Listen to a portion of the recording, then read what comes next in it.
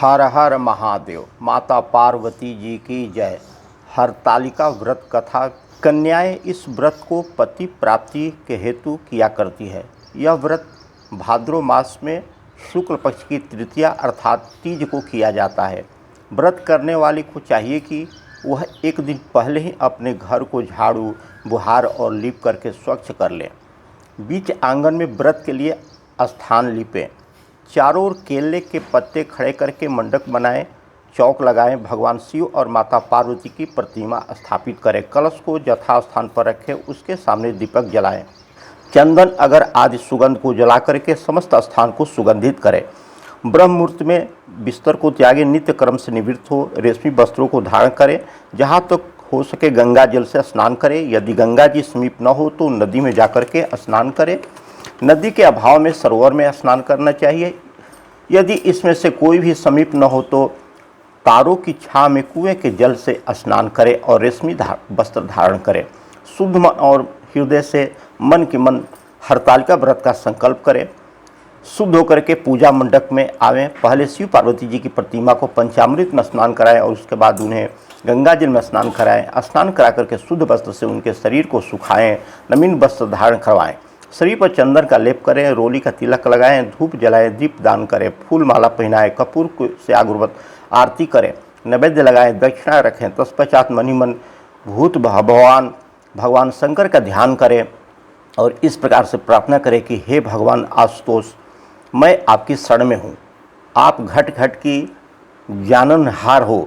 समस्त ओर से निराश होकर के मैं आपके शरण में आई हूँ। आप मेरे मन की अभिलाषा को जान करके मेरी इच्छा के अनुसार ही मुझे वर दें। मैं जिसे अपनी पति के रूप में प्राप्त करना चाहती हूँ वही मुझे प्राप्त हो। अतः अब आप मुझ पर अनुग्रह करें। हे माता, आप मेरे सुहाग को अचल करें।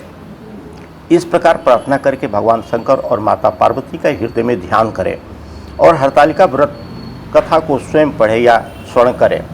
उत्तम ब्राह्मण को वस्त्र आदि देकर के प्रसन्न करें। दिन भर सत्य भाषण बोले, सत्य वचन बोले, ब्रह्मचर्य से रहें।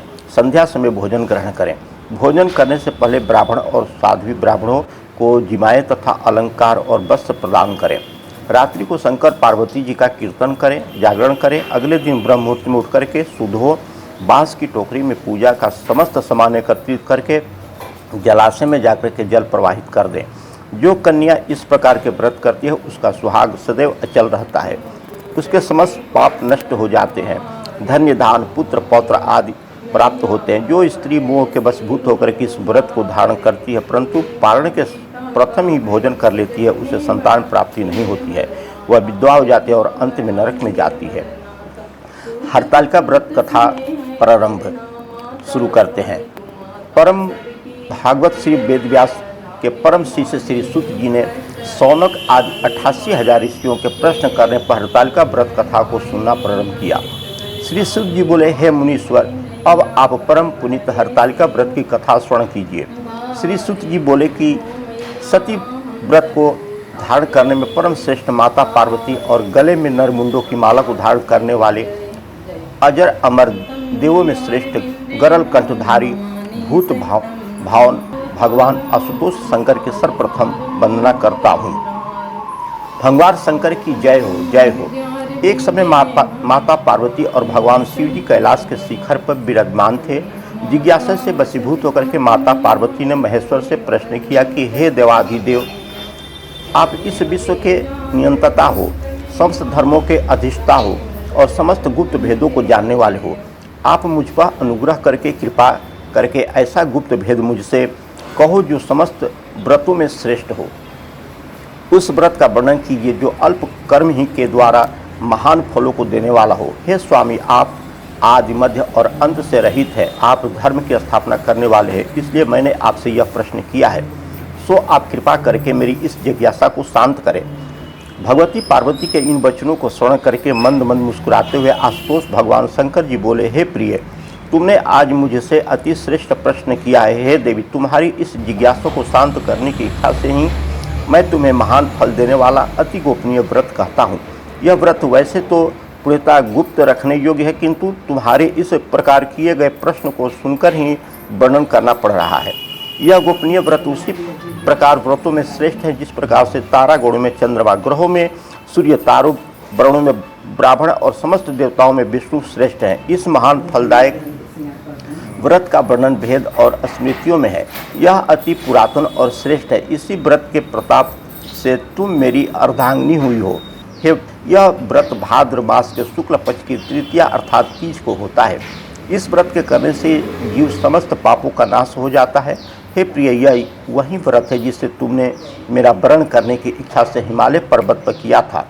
आज तुम्हारे प्रश्न करने पर मैं तुम्हें उस व्रत को सुना रहा हूँ। इतनी कथा को श्रवण करने के पश्चात सुनैनी माता पार्वती ने आशुतोष भगवान शंकर जी से कहा, हे महेश्वर, आप कृपा करके इस व्रत का समस्त वृत्तांत मुझे सुनाइए।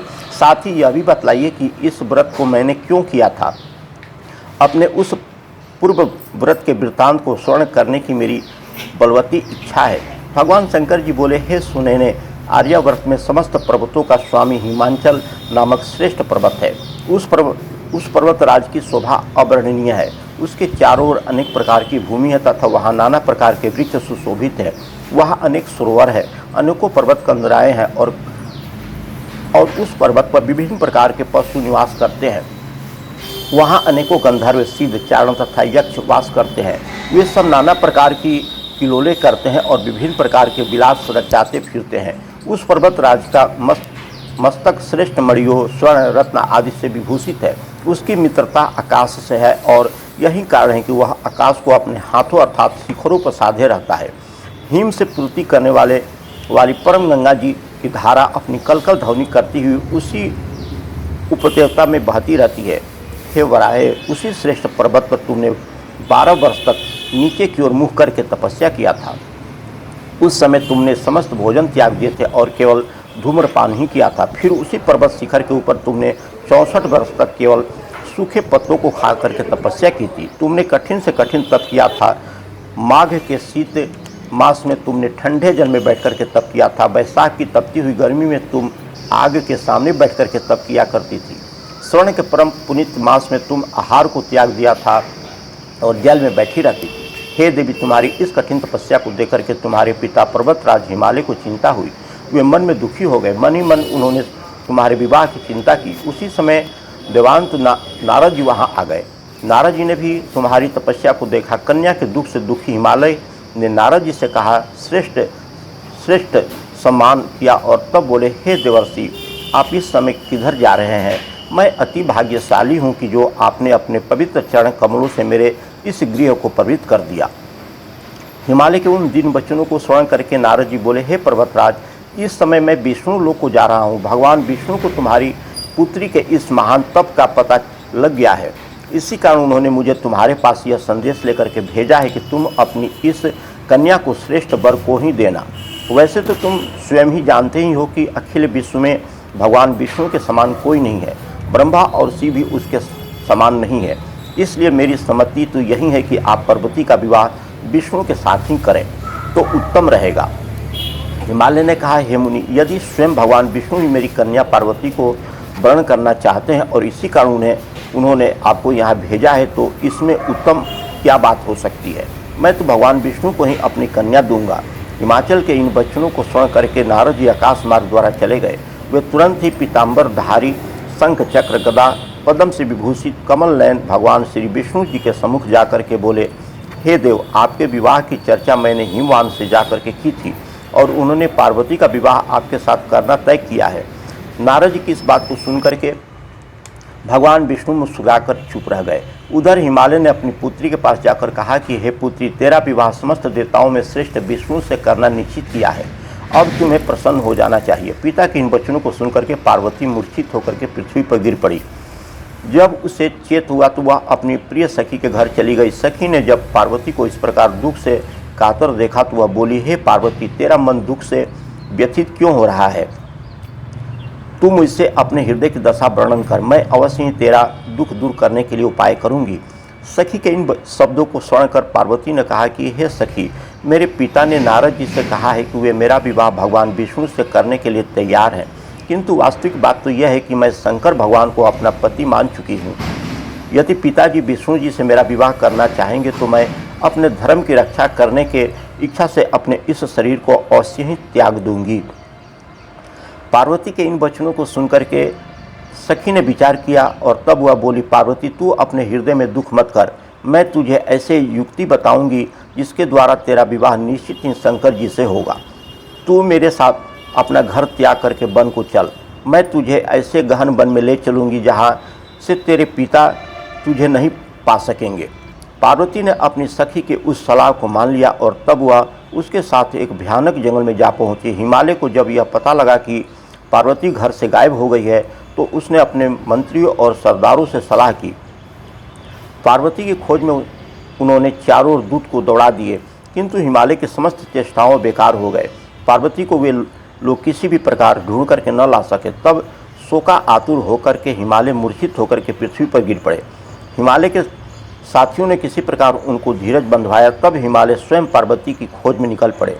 वे वन वन भटकने लगे, उनको तन बदन की सुध न रही। वे पार्वती की खोज करते हुए वनों में घूमते रहे। उधर पार्वती घर से निकल करके अपनी सखी के साथ एक बहुत बड़ी नदी के तट पर पहुंची। इसी नदी के तट पर आगे जाकर के उन्होंने एक विशाल वन देखा। यह वन अति घना और भयानक था। नाना प्रकार के सिंह पशु उस वन में वास करते थे। इसी वन में एक गुफा भी थी। पार्वती ने अपने सखी के साथ उस गुफा में रहना प्रारंभ कर दिया।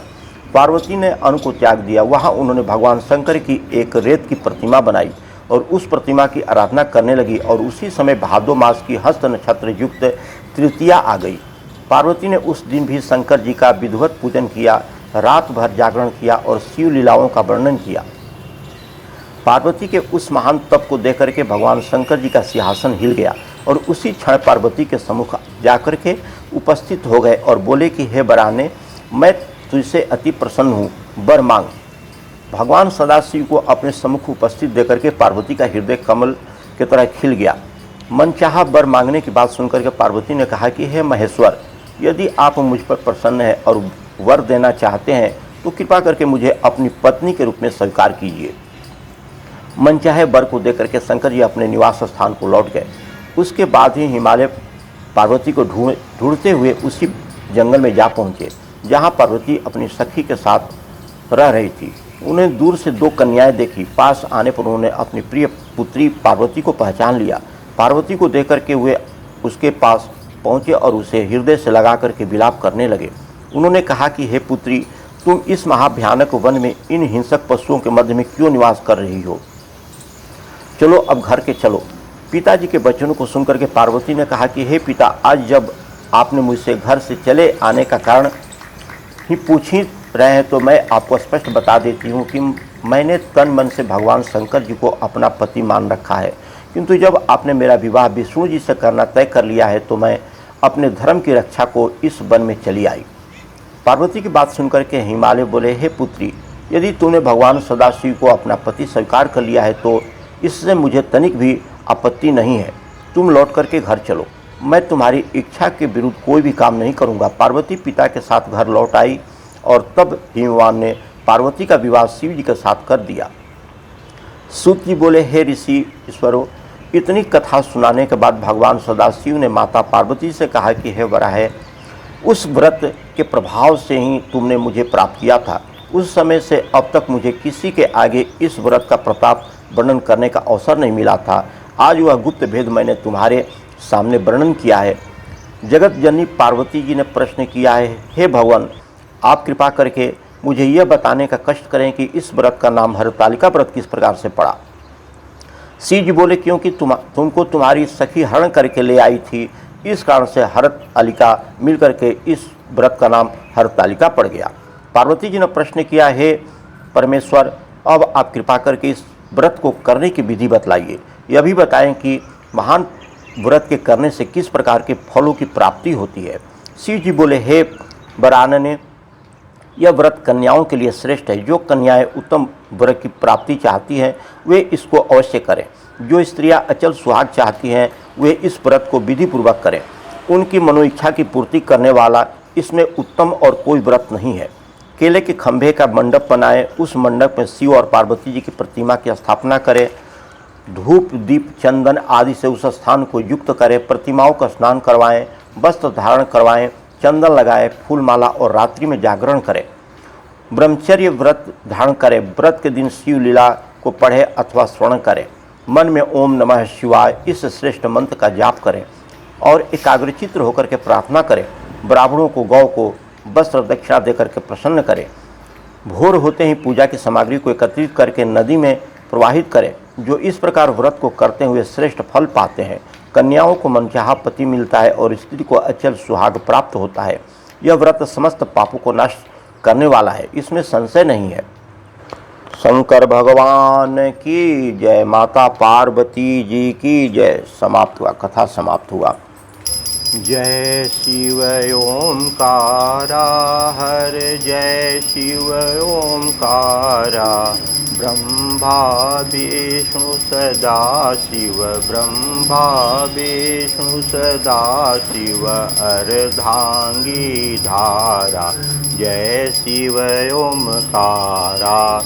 एकानन चतुरानन पंचानन राजे। हंसानन गरुड़ासन विश्वाहन राजे। जय शिव ओंकारा। दो भुज चारु चतुर्भुज दस भुज अति सोहे। तिरगुण रूप निरखता त्रिभुवन जन मोहे। जय शिव ओंकारा हर जय शिव ओंकारा। अक्षमाला बनमाला मुंडमाला धारी। चंदन मृग मद सोहे भोले शुभकारी। जय शिव ओंकारा। श्वेतांबर पीतांबर बाघांबर अंगे। सनकादिक ब्रह्मादिक भूतादिक संगे। जय शिव ओंकारा। करने मध्य कमंडल चक्र त्रिशूल धरता।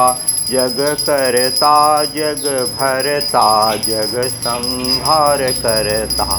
ओम जय शिव ओंकारा। ब्रह्मा विष्णु सदा शिव जानत अविवेका। प्राणवक्षर में शोभित ये तीनों एका। जय शिव ओंकारा। त्रिगुण स्वामी जी की आरती जो कोई नर गावे। कहत शिवानंद स्वामी सुख संपत्ति पावे। जय शिव ओंकारा हर हर जय शिव ओंकारा हर जय शिव ओंकारा। शंकर भगवान की जय। माता पार्वती जी की जय। कर्पूर गौरम करुणावतारम। संसार सारम भुजगेन्द्रहारम। सदा वसन्तं हृदयरविन्दे भवं भवानी सहितं नमामि सहितं नमामि। तमेव माता च पिता तमेव बन्धु च सखा तमेव विद्या द्रविडं तमेव सर्वं मम देव सर्वं मम देव। या देवी सर्वभूतेषु मातृरूपेण संस्थिता। नमस्ते नमो नमः। मंत्रीणं क्रियाहीनं भक्तिहीनं जनार्दनं। यत्पूजितमाय देवी परमेश्वरी। अद्दोषान्तरिक्षान् पृथिवीशान् त्रपाशान् वनस्पत सर्वेषां समासान् धियो शांति शांति। हर हर महादेव, हर हर महादेव।